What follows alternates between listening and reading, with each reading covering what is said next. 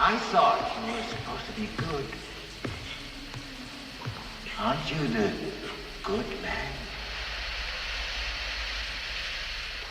A former Blade Runner is forced to come back into the game when replicants are discovered on Earth.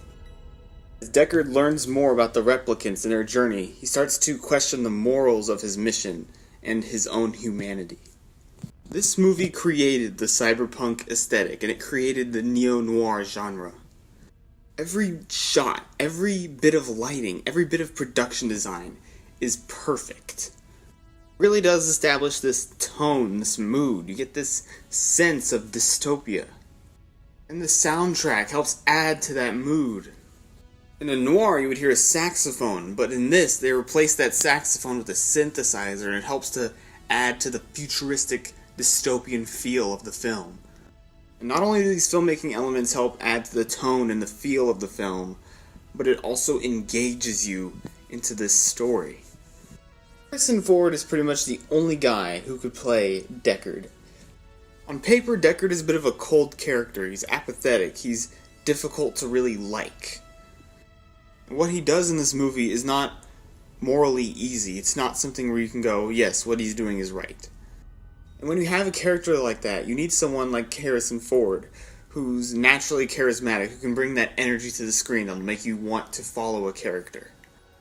He does a great job of selling all the investigation that he's doing to find these replicants. All these little clues that he's finding, all the little reveals that are happening. You're just so into the noir story. But there's a certain point where this thing that was this cool neo-noir story becomes something much more horrifying and much more important. Discover the motivations for the replicants, and the fact that Deckard is trying to kill these replicants becomes something upsetting to us. We begin to discover what the replicants are, what they want, that they are, in some fashion, human. When you see the protagonist kill a replicant, it's so haunting and disturbing, and it gets under your skin in a way that you wouldn't expect it to. Rutger Hauer is absolutely phenomenal in this film. In the small amount of screen time that he's given, he is able to bring so much humanity and hubris to his character, as well as establish himself as a massive threat to Deckard. He acts in a way where he's not quite human, but he's so expressive, and you can just feel everything that he's feeling. And he delivers what's considered one of the greatest monologues of all time. Rutger Hauer really does give an iconic and legendary performance in this film.